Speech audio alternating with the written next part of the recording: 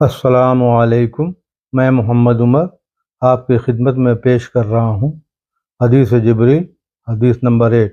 پورا اسلام دھرم اس حدیث کے ارد گرد ہے۔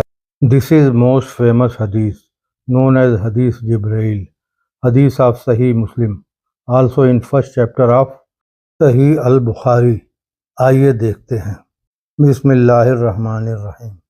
سیدنا عمر خطاب رضی اللہ عنہ سے روایت ہے کہ ایک دن ہم رسول اللہ صلی اللہ علیہ وسلم کے پاس بیٹھے تھے کہ اتنے میں ایک آدمی ہمارے سامنے آیا جس کے کپڑے سفید اور بال کالے تھے۔ اس آدمی پر سفر کا کوئی نشان نہیں تھا اور ہم میں سے کوئی اسے پہچانتا نہ تھا۔ وہ شخص رسول اللہ صلی اللہ علیہ وسلم کے پاس بیٹھ گیا۔ اس نے اپنے گھٹنے رسول اللہ صلی اللہ علیہ وسلم کے گھٹنوں سے ملا کر اپنے دونوں ہاتھ آپ صلی اللہ علیہ وسلم کے رانوں پر رکھ دیا اور کہا، اے محمد صلی اللہ علیہ وسلم، آپ مجھے اسلام کے بارے میں بتائیں۔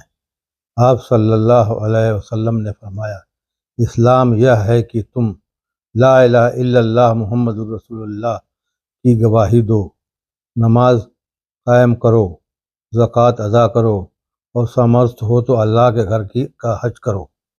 اس پر اس شخص نے کہا، آپ صلی اللہ علیہ وسلم نے سچ کہا۔ اس پر ہم سب کو حیرت ہوئی کہ خود ہی سوال کی بھی کرتا ہے اور خود ہی تصدیق بھی کرتا ہے۔ اس نے کہا، مجھے ایمان کے بارے میں بتائیں۔ آپ صلی اللہ علیہ وسلم نے فرمایا، ایمان یہ ہے کہ تم اللہ تعالیٰ پر، اس کے فرشتوں پر، اس کی کتابوں پر، اس کے رسولوں پر، قیامت کے دن پر اور تقدیر خیر و شر اسی کی طرف سے ہے، اس پر ایمان لانا۔ اس نے کہا، آپ صلی اللہ علیہ وسلم نے سچ کہا۔ اس نے پھر پوچھا، مجھے احسان کے بارے میں بتائیں۔ آپ صلی اللہ علیہ وسلم نے فرمایا، احسان یہ ہے کہ تم اللہ تعالیٰ کی عبادت اس طرح کرو گویا تم اسے دیکھ رہے ہو، اگرچہ تم اسے نہیں دیکھ سکتے تو یہ جان لو کہ وہ تمہیں دیکھ رہا ہے۔ اس نے کہا، مجھے قیامت کے بارے میں بتائیں۔ آپ صلی اللہ علیہ وسلم نے فرمایا، جس سے پوچھا جا رہا ہے وہ سوال کرنے والے سے زیادہ نہیں جانتا۔ اس نے کہا، مجھے اس کی نشانیاں بتا دیں۔ آپ صلی اللہ علیہ وسلم نے فرمایا، لونڈی اپنی ملکہ جنے گی اور تم دیکھو گے کہ ننگے پیر، ننگے بدن بھیڑ بکریوں کے غریب چرواہے کوٹھیوں میں تکبر کریں گے۔